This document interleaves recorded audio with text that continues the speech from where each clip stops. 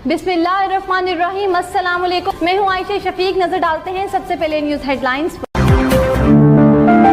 Greatest mission that we have is to prevent a militant Islamic regime from meeting up with nuclear weapons or from nuclear weapons meeting up with a militant Islamic regime. The first is called Iran, the second is called Pakistan. Because if these radical regimes have nuclear weapons, they will not obey the rules that have been obeyed in the last almost 7 decades.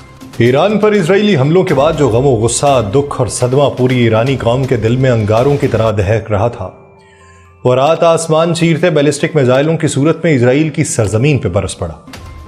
Operation वादा सादिक सोम के तहत Iran ने अपने शहीद scientist, commanders और मासूम शहरियों के खून का बदला लेते हुए इजराइल पर इब्तदाई तौर पर 100 से ज़ायद बैलिस्टिक मिसाइल दागे, जिन्होंने इजरायली दिफाई निज़ाम को चकरा के रख दिया। ईरानी मीडिया के मुताबिक 2 इजरायली जंगी तैयारे मार गिराए गए, जिनमें से एक की खातून पायलट गिरफ्तार भी कर ली गई। उस कार्रवाई में कम से कम 22 इसराइली जख्मी हुए, जिनमें बाज़ की हालत तशवीशनाक बताई गई। जवाबी हमले के बाद ईरान की गलियां और सड़कें अवाम से भर गईं। वो अवाम जो पहले अपने प्यारों को दफन करके गिरिया के ना थे, वो अफवाज ईरान के नारों और दुआओं के साथ जश्न मनाते रहे। तेहरान, मशहद, तबरेज़, अस्फहान और दीगर शहरों में लोग सरों पर कफन बांधे, हाथों में ईरानी परचम लिए ये पैगाम दे रहे थे कि ईरान ने फ़कत खाली अल्फाज नहीं बल्कि अपने खून से ये वादा निभाया है, वो जुल्म का जवाब खामोशी से नहीं देगा। आप सब पर सलामती हो। मैं यासिर रशीद हूँ और आप देख रहे हैं 92 डिजिटल। नाज़रीन, ये सब कुछ उस पस मंज़र में हो रहा है जहाँ जुमे के रोज़ इजराइल ने ईरान के दर्जनों फौजी और न्यूक्लियर मकामात पर अचानक और शदीद हमले किए, जिनमें 6 साइंसदानों समेत 78 अफराद शहीद हुए। इजराइल ने समझा कि वो हमला करके ईरान की सांस रोक देगा, मगर ईरान ने साबित किया कि वो कौम ना सिर्फ जिंदा है बल्कि अपने शहीदों का इंतकाम लेने के लिए हर हद पार करने को तैयार है। एक वक्त था जनरल कासिम सुलेमानी की शहादत हुई, ईरान ने कहा बदला लेंगे, नहीं लिया। एक वक्त था इब्राहिम रईसी के हेलीकॉप्टर को हादसा पेश आया, उंगलियां उठने लगीं, कहा गया कि बदला लिया जाएगा, नहीं लिया। एक वक्त था कि जब इस्माइल हनिया जो मेहमान था उसकी शहादत हुई और कहा गया कि हम कभी नहीं भूलेंगे, बदला लिया जाएगा, नहीं लिया। लेकिन एक वक्त आया, बदला लेने का दिल किया और फजा के अंदर ड्रोन उड़ाए और सारे के सारे इंटरसेप्ट हो गए। फिर कहा गया कि ये सिर्फ अल्फाज ही बयान कर सकता है, लेकिन अब की बार इजराइल के दिल में बैलिस्टिक मिसाइल दाग के ये तो साबित किया कि आयरन डोम, डेविड स्लिंग और तुम्हारे थार्ड के निज़ाम वो सारे ज़मीन बोस कर दी। वो जो तुम कहते थे कि 100% रुक जाएगा सब कुछ, ये कैसे जाके मिसाइल लगे। अब फ़ज़ा में सिर्फ मिसाइलों की गरज ही नहीं बल्कि कौमों के मुकद्दर का फैसला करने वाला इर्ताश भी गूंज रहा है। ईरानी मीडिया ये बताता है कि ईरान और इजराइल के दरमियान जारी कशीदगी एक नए और ख़तरनाक मरहले में दाखिल हुई। तस्नीम न्यूज़ एजेंसी ने रिपोर्ट किया कि ईरानी फ़ज़ाई दिफा ने इजरायली लड़ाका तैयारों को निशाना बनाकर F-35 के 2 जदीद तैयारे गिराए हैं।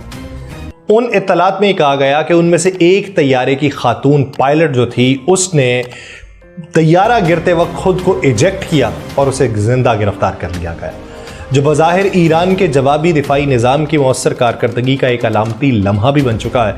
और उसमें बहुत सारे लोग ये सवाल उठा रहे हैं कि आखिर में शोड अप हुआ कौन, आखिर में ईरान के साथ मिला कौन, खित्ते का कौन सा मुल्क है जिसने ईरान के साथ ये हमदर्दी जताते हुए ईरान को मदद फराहम की।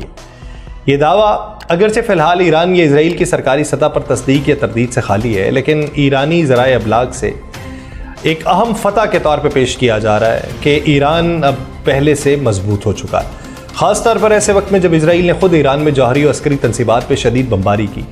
जदीद तरीन F-35 तैयारों का मारा जाना ना सिर्फ तकनीकी एतबार से एक बड़ी कामयाबी समझा जा रहा है, बल्कि इससे ईरान के इस बात पे मोहर लगती नज़र आ रही है कि उसका फ़ज़ाई दिफा सिर्फ अलामती नहीं, अमली तौर पर सरगर्म और मोहलिक भी हो चुका है। ये वाक़या जंगी मंजरनामे एक गैर मामूली मोड़ के तौर पर देखा गया, جہاں ایک طرف اسرائیل اپنی فضائی برتری پہ انحصار کر رہا تھا، وہیں اب اسے اپنے سب سے جدید ہتھیاروں کے زوال کا بھی سامنا تھا۔ اگر یہ خبر درست ثابت ہوتی ہے تو یہ نہ صرف اسرائیلی فوجی برتری کو چیلنج کرے گی بلکہ ایران کے رد عمل کو مزید جرأت مند اور عالمی سطح پہ اس کے دفاعی عزائم کو مزید تقویت دے گی۔ ایران کے سپریم لیڈر آیت اللہ علی خامنائی نے اس آپریشن کو لانچ کرتے وقت غیر معمولی پرجوش اور فیصلہ کن بیان جو تھا وہ پوری دنیا کو دیا کہ اسرائیل کی جارحیت کا حساب چکایا جائے گا۔ ایران کی جانب سے اسرائیل پر جوابی حملوں کے فوراً بعد قوم سے خطاب کرتے ہوئے انہوں نے کہا کہ صرف قوم کے جذبے کو نہیں جگا رہا بلکہ دنیا پر واضح کر رہا ہوں کہ یہ صرف ایک عسکری رد عمل نہیں بلکہ ایک اصولی اور تاریخی فیصلہ ہے۔ آیت اللہ علی خامنائی نے کہا کہ صہیونی ریاست نے ایک ناقابل معافی غلطی کی ہے جس کی قیمت وہ بہت جلد اور بہت بھاری چکائے گی۔ ان کے الفاظ نہ صرف غصے اور دکھ سے بھرپور تھے بلکہ ایک ایسے عزم کا اظہار بھی تھے جس میں کوئی جھول کوئی تذبذب باقی نہیں تھا۔ انہوں نے کہا یہ جنگ انہوں نے شروع کی اور اب ہم انہیں بھاگنے نہیں دیں گے۔ اسرائیلیوں پر زندگی تلخ ہو جائے گی۔ یہ بیان محض ایک رہنما کی دھمکی نہیں تھی بلکہ ایک مکمل نظریاتی اور قومی حکمت عملی کا خلاصہ تھا۔ انہوں نے ایرانی مسلح افواج کو اللہ کے حکم سے اس جنگ میں کامیابی کی نوید دی اور قوم کو یقین دلایا کہ کوئی کوتاہی نہیں برتی جائے گی۔ آیت اللہ علی خامنائی نے کہا کہ ایرانی عوام، قیادت اور افواج اب ایک مشترکہ صف میں کھڑی ہیں اور طاقت سے جواب دیا جائے گا۔ یہ پیغام اب نہ صرف ایران کے اندر گونج رہا ہے بلکہ خطے بھر میں ایک شدید اور تاریخی تبدیلی کا پیش خیمہ بن چکا ہے۔ اسرائیل کے لیے واضح اشارہ ہے کہ اس بار جنگ صرف میزائلوں اور ڈرونز کی نہیں بلکہ ارادوں، نظریات اور تاریخ کی ہے اور اب ایران کا پیچھے ہٹنا ممکن نہیں۔ ایران کی جانب سے آپریشن وعدہ صادق سوم کے تحت کی گئی شدید اور منظم جوابی کارروائی مشرق وسطیٰ میں طاقت کے توازن کو جھنجھوڑ کے رکھ دینے والا واقعہ بن چکی ہے۔ 3 مرحلوں پہ پہلے مشتمل اس راکٹ حملوں نے نہ صرف اسرائیل کی سلامتی کو براہ راست چیلنج کیا بلکہ دنیا بھر کے ایوانوں میں ہنگامی صورتحال پیدا کی۔ تل ابیب دھماکوں کی گونج سے گونجنے لگا، وزارت دفاع پہ میزائل کا گرنا، دفاعی نظام کی صلاحیتوں پہ ہونے والے سوالات، سب کچھ ایک نئے مرحلے کی شروعات ہے۔ اور یہاں تک کیا کہ انٹرنیٹ سسٹم انہوں نے شٹ ڈاؤن کر دیا کہ تاکہ یہاں کی اطلاعات باہر نہ نکل سکیں، اور جس جگہ پہ حملے ہوتے رہے وہاں پہ وہ سموک بم گراتے رہے تاکہ دھواں پھیلے اور کوئی اس کے مناظر جو ہیں وہ قید نہ کر سکے کہ کتنا نقصان ہوا۔ لیکن ایران کے اس بھرپور حملے کا سامنا اسرائیل نے تنہا نہیں کیا۔ امریکی میڈیا یہ کہتا ہے، بالخصوص CNN یہ دعویٰ کرتا ہے کہ اسرائیل کو امریکہ کے ساتھ ساتھ کئی عرب ریاستوں کی مدد بھی حاصل رہی ہے۔ یہ وہ دعویٰ ہے جو اسرائیلی بیانیے سے ہٹ کے خلیجی ریاستوں کی کردار کشی کے خدشے کو بھی جنم دے رہا ہے، خاص طور پہ ایسے وقت میں جب مسلم دنیا ایران کے ساتھ اظہار یکجہتی کرتی ہوئی کہاں پہ نظر آئی؟ صرف 2-3 ممالک میں۔ بقیہ نے کہا نہیں، ٹھہرو، بند کر دو، نہیں کرو۔ اور ٹرمپ کے قریبی سمجھے جانے والے صحافی نے امریکہ کے اس جنگ میں گردن تک دھسا ہوا کہا کہ اسرائیلی حملوں سے پیشگی آگہی نہ صرف موجود تھی بلکہ امداد، ہتھیاروں اور لاجسٹک سپورٹ کی صورت میں عملی طور پر بھی وہ شامل رہا۔ اس وقت اسرائیل کی جانب سے میزائل دفاعی نظام کے ذریعے ایرانی حملے کو روکنے کی کوشش کی گئی، جن میں امریکی تھاڈ دفاعی نظام نے کردار ادا کیا۔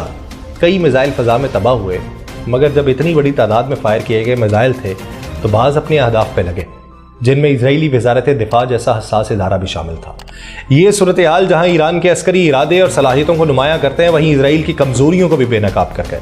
سب سے اہم بات یہ ہے کہ امریکہ اور اس کے اتحادی اب اس تنازع کا باضابطہ حصہ بنتے جا رہے ہیں۔ جس مرحلے پہ سفارتکاری ناکام ہوئی، اب وہ میدان افواج کے ہاتھ آ چکا ہے۔ سوال یہ نہیں رہا کہ آگے کیا ہوگا، بلکہ یہ ہے کہ کون اس آگ کو روک پائے گا۔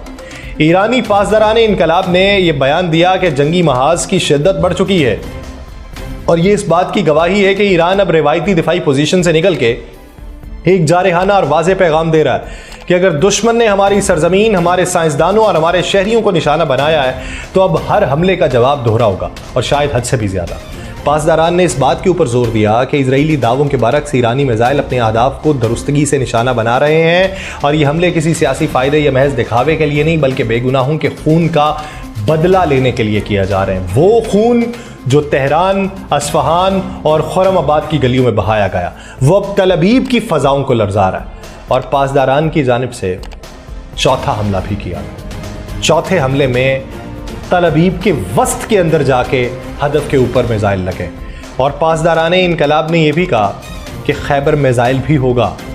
یہ محض ایک عسکری اطلاع نہیں بلکہ ایک علامتی انتباہ تھا۔ خیبر وہی مقام جو اسلام کی تاریخ میں ایک فیصلہ کن مارکے کے طور پہ یاد رکھا جاتا ہے، آج ایران کے لبوں پر ایک نئے وعدے کے ساتھ ہے۔ دنیا حیران رہ جائے گی، یہ ایران نے کہا ہے۔ یہ صرف ایک فکرہ نہیں بلکہ یہ واضح پیغام ہے کہ ایران اب وہ کھیل کھیلنے جا رہا ہے جس میں حساب کتاب کا وقت ختم ہو چکا ہے۔ پاسداران نے جس انداز میں کہا کہ ایران کی سیکیورٹی ایک سرخ لکیر ہے، اس سے یہ اشارہ ملتا ہے کہ آئندہ کسی بھی کارروائی کی صورت میں اسرائیل یا اس کے اتحادیوں کو ایسی ضرب برداشت کرنا پڑے گی جس کی گونج صرف مشرق وسطیٰ میں نہیں بلکہ عالمی طاقتوں کے ایوانوں تک محسوس کی جائے گی۔ یہ صرف عسکری بیانات نہیں بلکہ نئی جنگی لغت کی تشکیل ہے۔ تل ابیب کے وسط میں ایرانی میزائل کا گرنا محض ایک عسکری کارروائی نہیں، اس پوری جنگ کی سمت بدلنے والی علامت ہے۔ ایران کی جانب سے کیا گیا جو چوتھا حملہ تھا وہ نہ صرف شدت میں بڑا ہوا تھا بلکہ یہ حکمت عملی میں بھی نئی سطح پہ پہنچا ہوا تھا۔ یہ حملے صرف سرحدی علاقوں یا فوجی تنصیبات تک محدود نہیں رہے بلکہ اسرائیل کے دل تل ابیب کو براہ راست نشانہ بنایا گیا۔ یہ اقدام ایران کی جانب سے پیغام تھا، ہمارے سائنسدان، ہمارے کمانڈر، ہمارے شہری محفوظ نہیں تو تمہارا مرکز بھی محفوظ نہیں۔